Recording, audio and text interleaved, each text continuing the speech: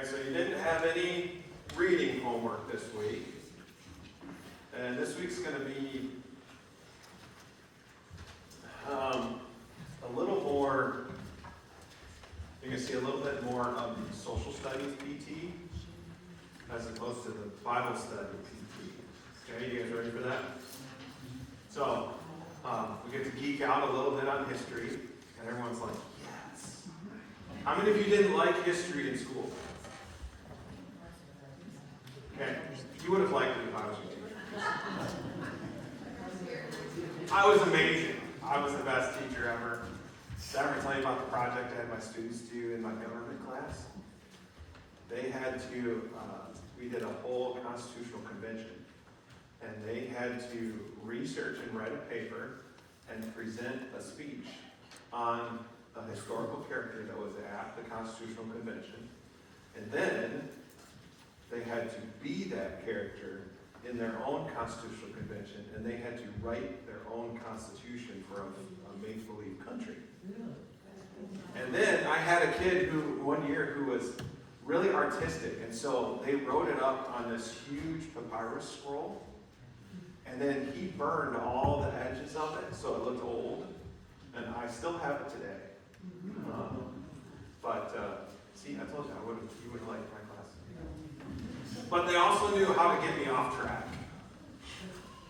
So, I try not to do that, but you know, there's times when a kid or a teenager or even a family member or friend or someone just won't listen to what's being taught.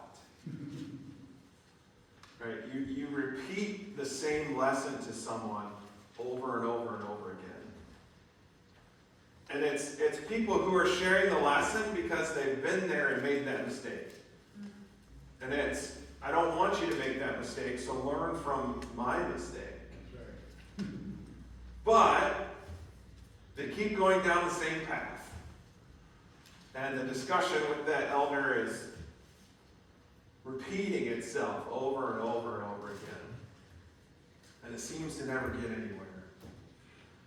We've seen Paul writing a great deal of the New Testament. He is a man who started out persecuting Christians, looking to imprison them and even execute them. And he was trying to find them wherever they would be throughout the Roman Empire. But God had a different plan for him. And one of the churches he contacted the most was Corinth. And so we're going to get in. Some of this will be a reminder from when we started in 1 Corinthians. We're going to refresh on the culture. We're going to refresh on some of the history. Corinth was founded as a soldier settlement. It was supplemented with some freedmen who used to be slaves or servants in Italy. And it established itself as a very important center of culture and trade. You had wealthy families of Greece who moved to Corinth, and they settled in a suburb of Corinth. Now, if you go to a nice city, where do the wealthy usually go to? High ground. High ground, right? Or water, right? They go to one or the other. They go to high ground or the water. Well, in Corinth, they went to the high ground. They went to what was called the Acro Corinth. It was an 1,800-foot outcrop that overlooked the city of Corinth. And they were mostly the leading civic benefactors, and there's been archaeological evidence that has been found that shows who was there. It was the powerful people who lived in this suburb. And by the beginning of the Christian era, so you're talking 1st century A.D., the Isthmian Games had resumed, and these games were second only to the Olympic Games that were going on in Olympia. Now remember, it also had, you guys remember this, it had 2 ports on either end of it, on the Ionian Sea and the Aegean Sea. But because it was relatively treacherous to go around the peninsula to get up there, they built a track from one side to the other. And so a ship could get lifted out of the water, put on this track. You can go, if you go to Corinth today, you can still see this track going right through the middle of the city. And they would move the ship overland across the isthmus, the peninsula, to the other port, and then put it back in the water. It was a much safer way for them to move the ship. And so there's archaeology that shows the incredible amount of prosperity that happened because of these two ports on either side of the city.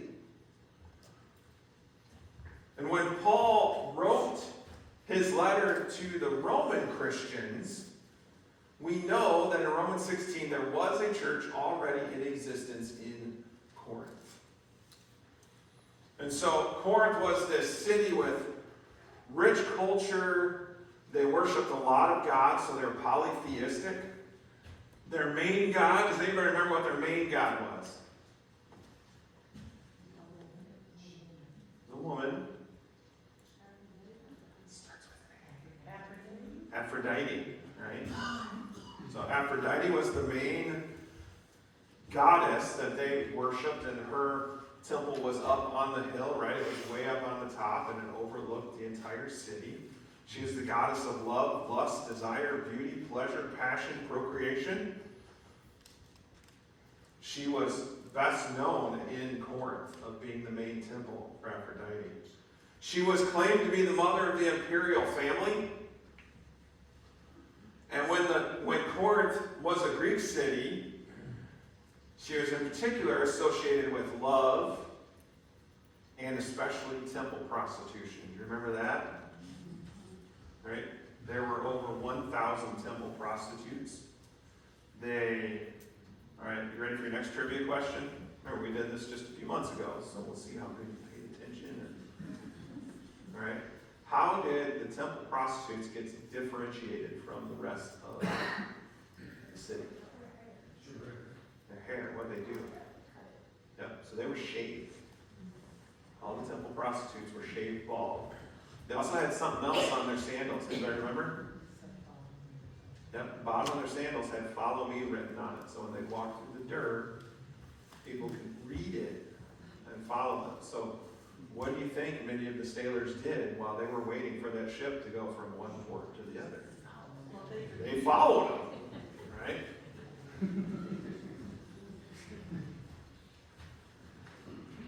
So sailors came from all over the world.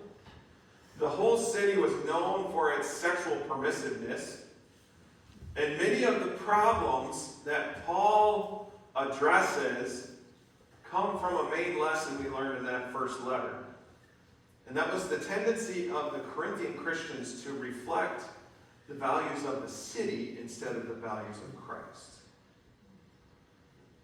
So Paul had written 1 Corinthians to clarify an earlier letter that he had written to them to respond to news that he had received from Chloe and her household. And he was trying to answer questions that the Corinthians had for him and they had sent to him. And he was trying to head off some emerging criticisms of him and of his ministry. And so in 1 Corinthians, he took the opportunity to give instructions about the collection, right? We talked about that. They were collecting money for what? Jerusalem. Church in Jerusalem. So we just talked about that. He also mentioned preparing the way for Timothy to visit. And he was telling them that he planned on visiting on his way to Jerusalem after he went to Macedonia. But we saw this main theme kind of keep showing up in 1 Corinthians, and that was their lack of separation from the world. So instead of letting Christ and the Scriptures change them, they were trying to make Christ and the Scriptures fit the culture they lived in. Right? They struggled with what Paul ended up saying to the Romans, to separate yourself, to be different. And they struggled with that. And that was really in the foundation of many of their problems that they had in Corinth, was their inability and their unwillingness to be different. Doesn't sound too different from a lot of Christians today in America, huh? A lot want to try to find ways to take the world and their faith and mix them together. And yet what Christ says and asks us to do is to make our faith be the thing that takes over everything else. It needs to be our worldview. It needs to guide everything we do, everything we think, every way we act. It's to guide your politics. It's to guide your social interaction. It's to guide your time management. It's to guide your job. It's to cover everything in your life. That's what you say, love the Lord your God with your pinky toe, right? Just your pinky toe. With all of us. Every bit of your being. Corinthian church struggled with that. They struggled to pull themselves out of the pagan culture. And I think as you go through these letters, you see that it kept pulling them back in. And it was many of the problems. And so Paul had to deal with worship. He had to deal with gifts. He had to deal with resurrection. He even had to deal with the basics of the gospel for the church in Corinth. Now there's a little more in this whole Corinthian story here as we get to the next letter. Because it seems to be that Paul actually wrote 4 letters to the Corinthians. Now, if someone has to write you 4 letters to teach you, what does that mean? Yeah, you're struggling. You're having a hard time. Especially when the 4 letters, in general, are not telling you how awesome you are. And so, we know that Paul wrote a letter that has been lost. That was actually the first one.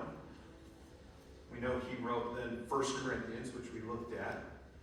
He also wrote a tearful letter to them. That was the 3rd one. And now we're moving towards the 4th one, which is 2 Corinthians. So between writing 1st and 2 Corinthians, Paul made a visit to Corinth, which he says in chapter 2 proved to be painful. Now we think it's because Timothy had visited the church and he reported back to Paul that they did not respond well to the 2nd letter, his 1 Corinthians letter. And so Paul later sends a tearful letter, probably with Titus, who returned and said that it looks like they've corrected the issues. We're going to dig through those issues as we go through the letter. At some point, you had what Paul calls, some translations put as super apostles. Paul calls them also false apostles, who show up at the Corinthian church. And they were trying to undermine Paul. And so in 2 Corinthians, Paul will defend his ministry, and he encourages the church to finish their collection of money. Do you remember how he said for them to collect the money? When were they supposed to do it? Every day. First day of the week, which was the day they gathered for worship on Sunday. Right? And they were to do it every time. Collect it every time. So that when Paul gets there, they've got a larger amount for him to take, and he doesn't have to make them feel bad for not wanting to help fellow believers. Now, there isn't a lot known about Timothy's visit. This is the painful visit. But we do know that by the time Paul writes 2 Corinthians, Timothy had returned, and we know that the relationship between Paul and the Corinthian church had gone through a very difficult period.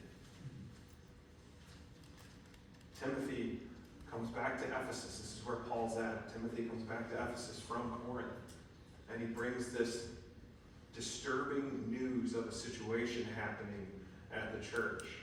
And it makes Paul, remember at the end in chapter 16 in 1 Corinthians, Paul laid out his travel plans, like this is when I'm going to get there, and he was going to stay for the winter. And so he laid out these plans for them. Well, when Timothy gets back, it ends up forcing Paul to change his plans. And so instead, Paul goes through Macedonia to Corinth, and then on to Jerusalem. That was his plan. He actually goes directly from Ephesus to Corinth.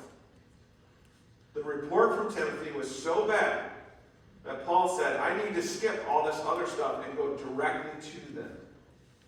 And so he goes to them.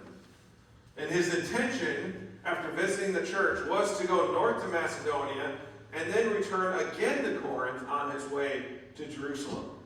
And he was hoping, as we see in chapter 1, that the Corinthians would benefit twice from him coming by. But Paul shows up in Corinth. He finds himself to be the object of an attack that was made by a certain individual.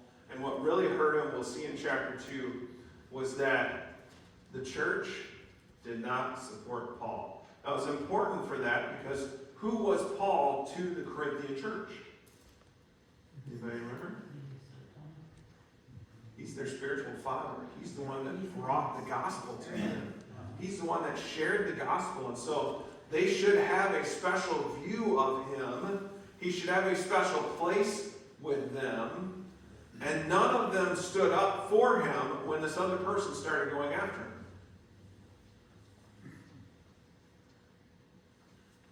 And so it was a very painful visit for both Paul and the Corinthians. And he didn't want to repeat it. So he changed his travel plans again.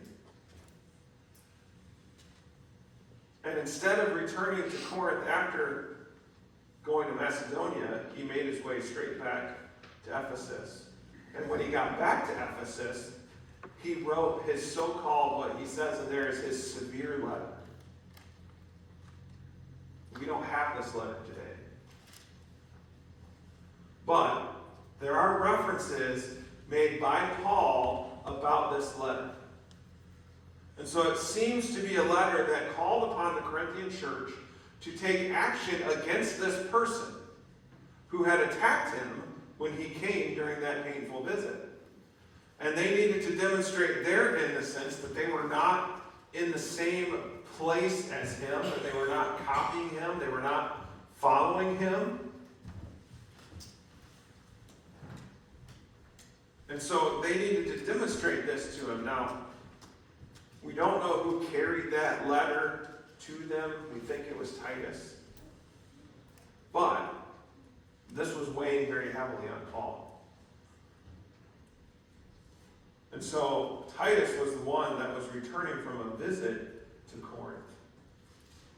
And Paul was anxiously waiting for the response. He thought there would be a positive response.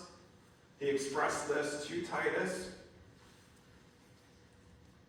But he sent Titus. And so, plans had been made for Paul and Titus to meet in Troas. When Paul arrived in Troas, he found a wide open door for evangelism. But he hadn't seen Titus yet. And we see that this whole thing with the church in Corinth is weighing on him very heavily. And so because he hadn't seen Titus yet, and because Paul was so anxious, he couldn't actually settle down and do the evangelistic work. I think that's probably something we've all had. You ever had that thing where it sits there constantly, and you know you've got all these other things you got to do, but you can't get to them because there's this one thing. Yeah. And you have to get it set. It keeps us from doing anything else. Paul is there. He's got opportunity for evangelism, but because this Corinthian situation is so bad in his mind, that visit was so bad that he needed to get some resolution to it before he could move on to anything else. And so instead of staying there and waiting, he leaves Troas and he crosses to Macedonia, and he's trying to intercept Titus on his way to meet Paul in Troas. So he knows the general route that Titus is going to take. And so Paul goes, you know what? I'm going to go and we're going to cross each other at some point because I can't wait any longer. You had that one too, where you got to try to go do something about it. I've done it. Like, you know what? I got to meet that person. Hey, I'll just start that way and we'll meet up somewhere in the middle. Paul needed that. When he arrives in Macedonia, and he finds himself in this bitter persecution that the churches in Macedonia were experiencing. And this only compounds his anxiety. And so he's in Macedonia when Titus finally arrives. And Titus has a good response from the Corinthian church. They had demonstrated their affection for Paul. They had taken action against the one that had accused Paul and hurt him so badly. Can you guys now feel that sigh? Can you feel the burden that just went, oh, okay, it's gone. All right. Now where was I? Right? Now Paul can go back to that ministry. So that brings us to where I'm going to give you a rough outline of his letter. Paul responded to the good news that he got from Titus by writing 2 Corinthians chapters 1 through 9. He tells them how glad he was that their response to the severe letter, how they had responded. Titus's visit had justified Paul's pride in the Corinthians. He had boasted to Titus about them. He also then goes to great lengths to explain the changes to his travel plans and what time frame he had in mind.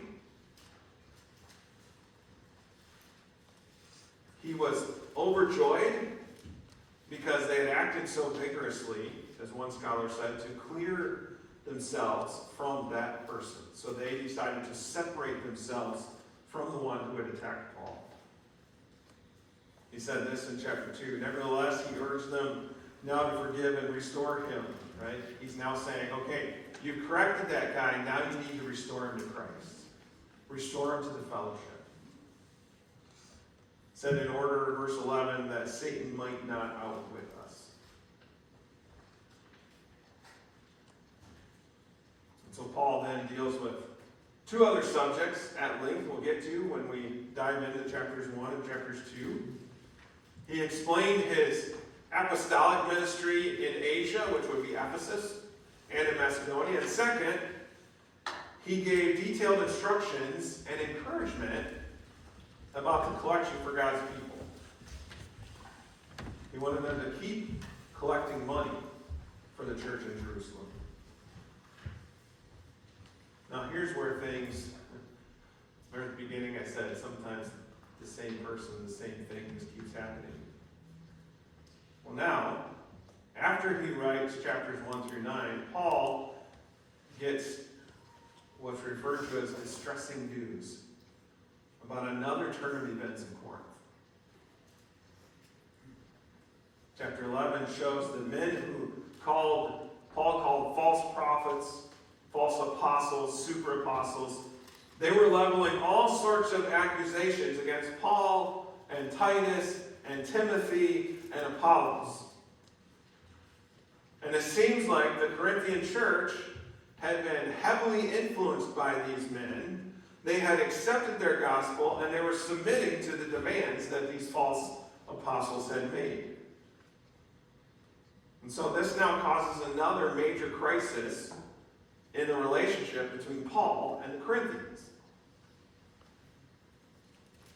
Now, we don't know whether Paul received information about this before or after he sent off 2 Corinthians chapters 1 through 9.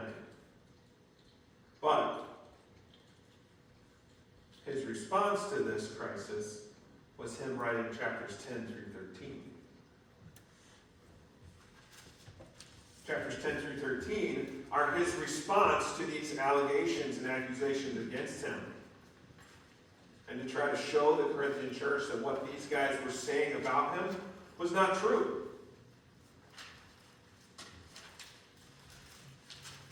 One scholar said it reads like a desperate attempt by the apostle to bring the church to its senses, to secure again their pure devotion to Christ and to revive once more their loyalty to their spiritual father, Paul.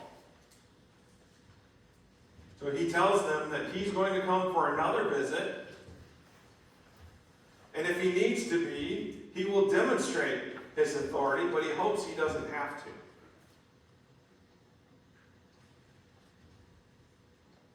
And so we know that Paul does make a third visit to Corinth, according to Acts chapter 20. Paul did travel to Greece after the time in Macedonia. He spends 3 months there.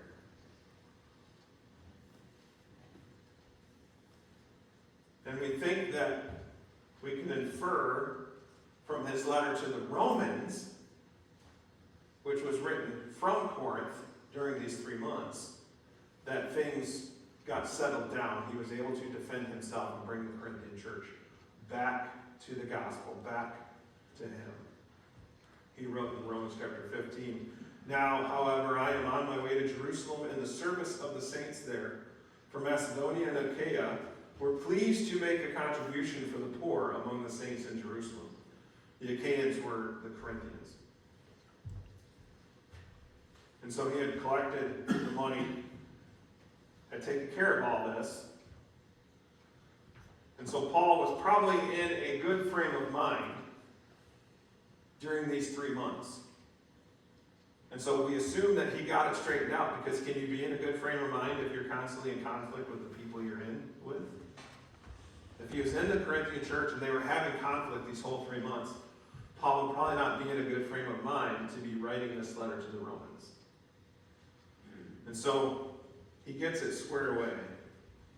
Now there's going to be kind of 5 main things that we're going to get from this book. First one is to know that no matter the trials we face in life, God is faithful. His strength is sufficient for anything that comes up.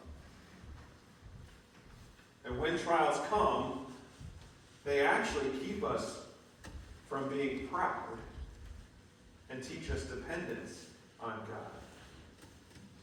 And he does a big thing with these trials. God comforts us so we can comfort others. All of us have been through things in life. When you go through those difficult things, it makes it possible for you to comfort others when they go through it.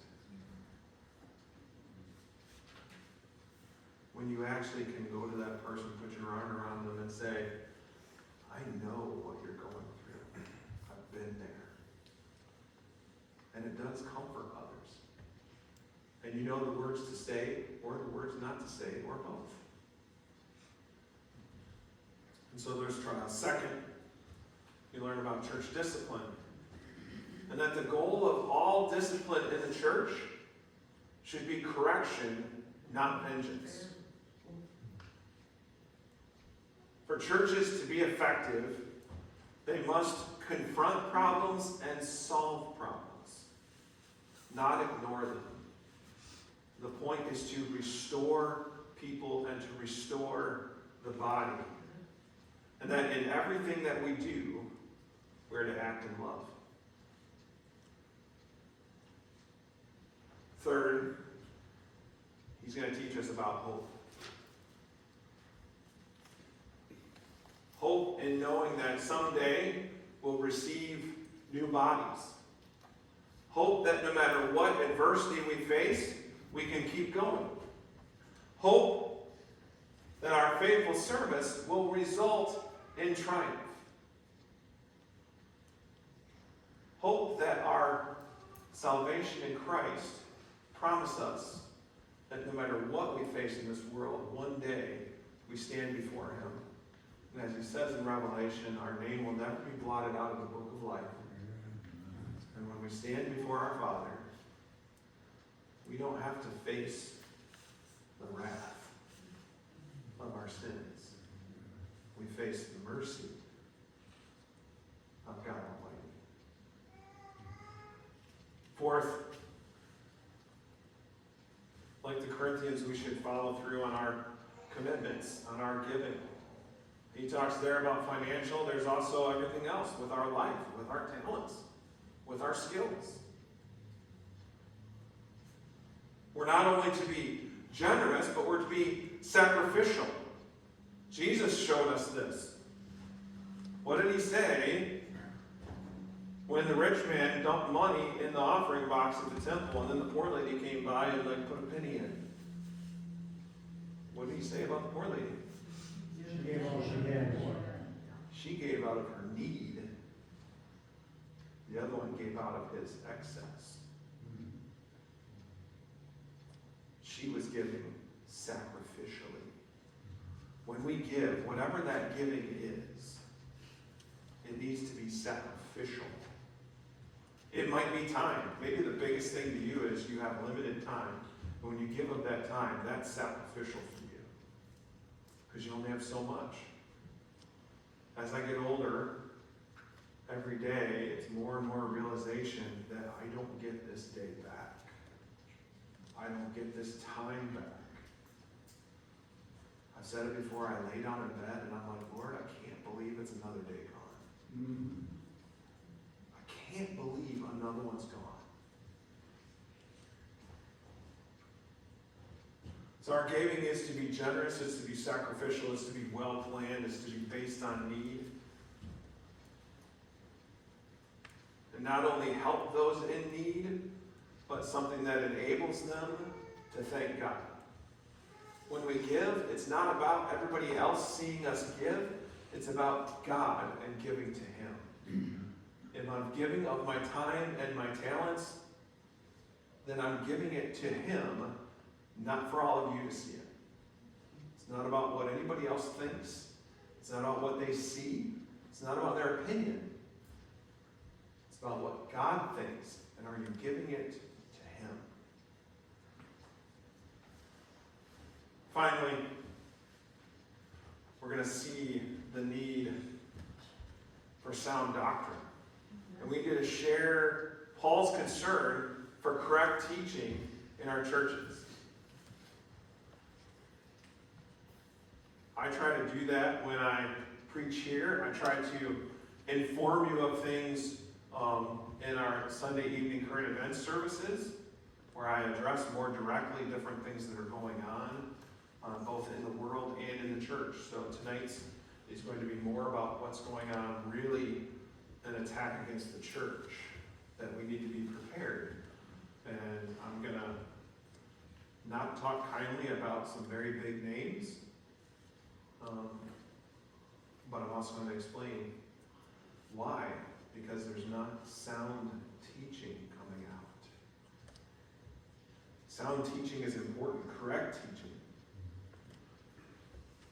There aren't enough people who understand that when I'm teaching anybody, I'm held accountable to God. If I lead people astray through my teaching, God will hold me accountable for it. And it should terrify us, really. Terrify us to the point not where we're incapacitated, but to the point to where we are determined to do it right and do it the best that we can.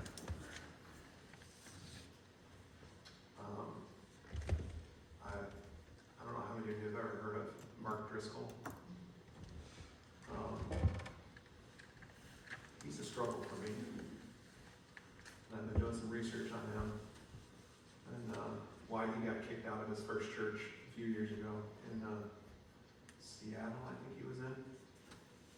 40 elders from the church came and basically said he's unfit to serve as a pastor. I've always have you ever had it where you listen to someone or you see someone and you're kind of like, there's just something about them that's off, but I don't know what it is yet. And saw some clips of him, and he was, his theology has waffled quite a bit over the years. And I don't have a problem with people's, doctrine changing. It can alter throughout time. Not your dogma. Remember the difference between dogma and doctrine? Right? Dogma cannot change. That's the foundations. That's, who God is. That's Christ and what he did. Like, those are the dogmatic things. Doctrinally, you can change. Should you be fully dunked and drowned when you get baptized? Or should we just sprinkle you? That's doctrine. All right? His doctrine has changed 180 degrees multiple times throughout his ministry, which seems a little extreme to me.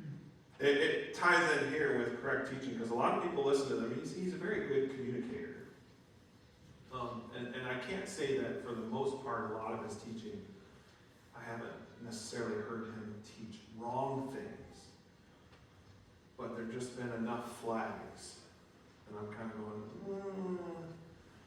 And so he stood in front of his church and said, he was addressing a little bit of his current church in Arizona. And it kind of came up because a book is coming out from someone who was a teen intern in his church in Arizona, who is kind of exposing what his experience was in there, and that he was fired from an internship because the pastor he was working with in his internship was mad because the teen also wanted to, he was a musician and he wanted to be on the music team too. And the pastor got mad at him and fired him from his internship because he was disloyal to the pastor. But anyways, Mark Driscoll gets up front and he's trying to address what had happened in his previous church a little bit. And he said words that kind of bothered me. And this is where we have to be very careful on who we're listening to and why and know about them. Because he talks about the idea that we're going to stand before God. As a believer, I'm going to stand before God. I'm going to stand before his throne, and I will be judged for what I did with this life. It doesn't mean that I'm losing salvation in it. It's just he's going to judge me for what I did with my time for him, my abilities for him. And he goes, I know who I am. I know what kind of person I am, and someday I'm going to stand before Jesus Christ, and how did he say it? He said, that's going to be a great day for me. And I'm kind of like, see, that seems a little arrogant to me. Can I be kind of open with you a little bit? There are a lot of days that I'm like, Lord, I am failing. I am falling short. And that day, even though I know I have your grace and mercy for my salvation, your judgment of what I'm doing with my time and my skills and my ability terrifies me. Because I know I'm going to be held to account for it. How would I stand up here and say, that's going to be a great day for me, man, I'm awesome.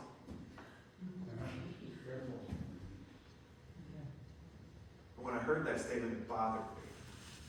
How in the world can you study God's Word and come away and go, yeah, man, I'm great. That's going to be a great day. Now, is there a chance he was talking about just the greatness of being in the presence of the Son of God? Could be. That was not the way I took it, and that is not the way several other commentators took it. I would never say that because I am scared, because I know that there are going to be plenty of things that he's going to show me in my life and say, I love you, Todd, but what in the world were you doing? Why did you do that? Why that?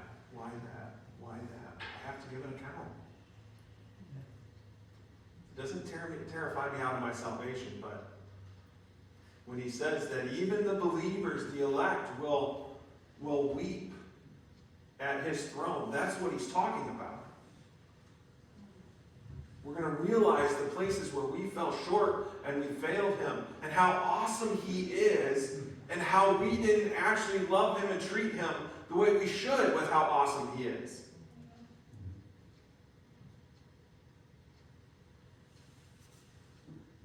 And so we've got to be careful about who we're listening to and what's being taught.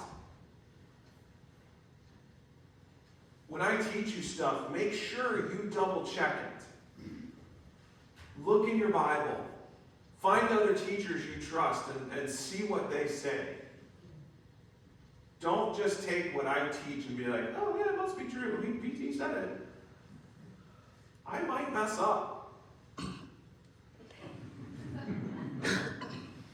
Poquito. You need to check it. Seek sound teaching. Just as Paul told them, if anybody, including me, teaches you anything other than the gospel I taught you, reject them.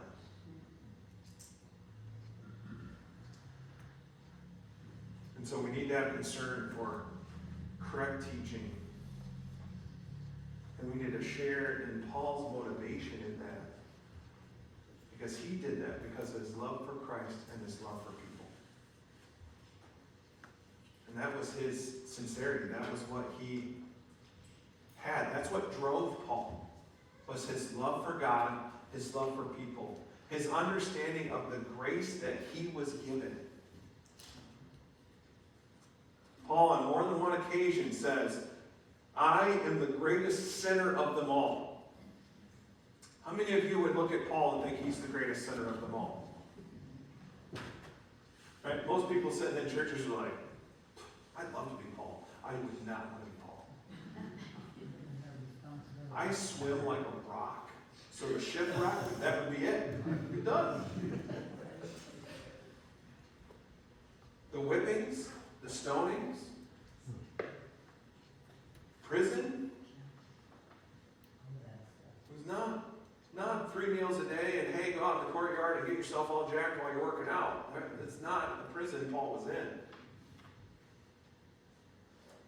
He was in stocks 24 hours a day. No getting out to go for an hour. No getting out to go to the bathroom. I would not want to be Paul.